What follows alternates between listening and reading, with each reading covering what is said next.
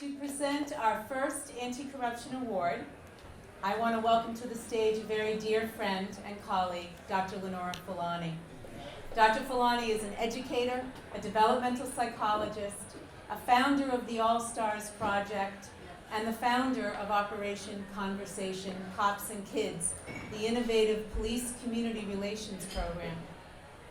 She ran for president as an independent in 1988 and 1992, and is a co-founder with Jackie Salett of Independent Voting. Yes. Lenora is an outspoken advocate for the poor communities of New York and our country. Please welcome Dr. Lenora Fulani.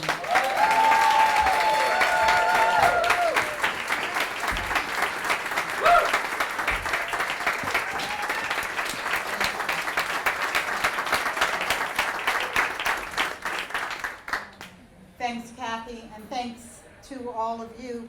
Congratulations. We've been doing this for a very long time. Why don't we give Kathy another round of applause?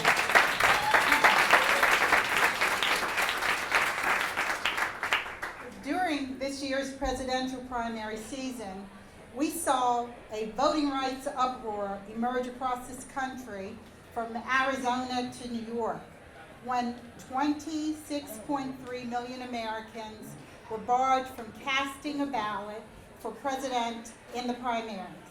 Of those locked out Americans, a large portion of them were young people, and many were people of color. In addition, many Americans and many supporters of Senator Sanders were concerned with the undemocratic nature of the delegate selection. There was a loud cry for democratic reform. Many of you participated demanding that the Democratic and Republican parties open their presidential primaries to all Americans. That seems like an understandable request. In the midst of these voting rights controversies, the Congressional Black Caucus, the CBC, chose to adopt a resolution opposing the voting rights of independents in the primaries and against reforms to the delegate process. Good, do that again.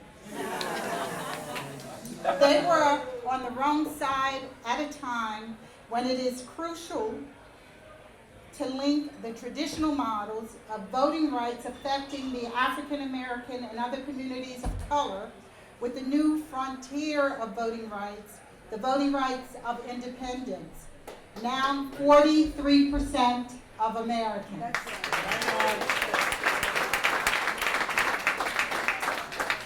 Lots of people were outspoken and pissed off.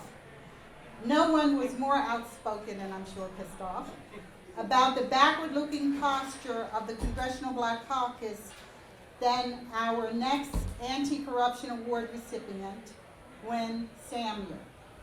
Gwen took the CBC to task in an impassioned editorial in the Huffington Post.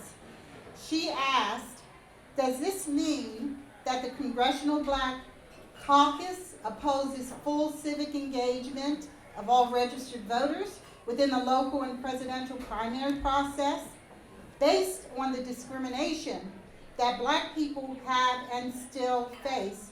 Should a citizen's race, a citizen's income level, their gender, or political party affiliation ever matter in their right to vote?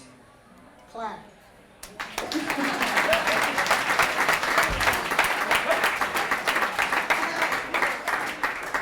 Gwen is a community and education activist from Meriden, Connecticut. She has championed the empowerment of parents with the successful passage of 2 bills in the Connecticut legislature. A year ago, she became an independent and has begun to build an organization of independents in Connecticut.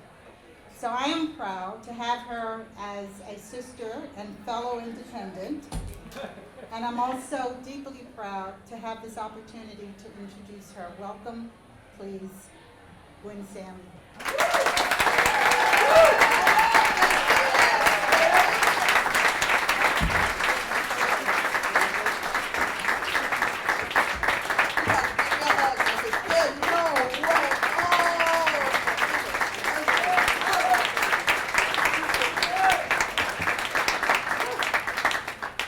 y'all gonna make me cry today. That ain't right.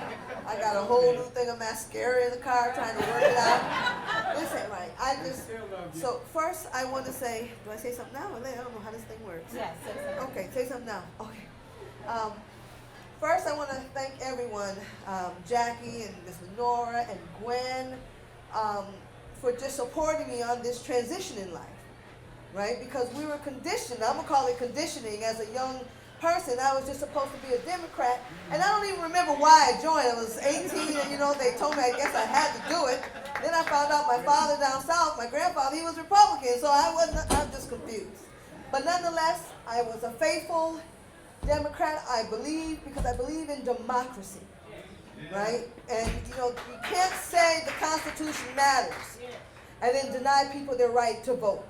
End of story, non-negotiable. Right? So we are clearly in a moment in time, right, where we need to move from the moment to an actual movement. Right? Because I come from a state where over 900,000 people are unaffiliated voters.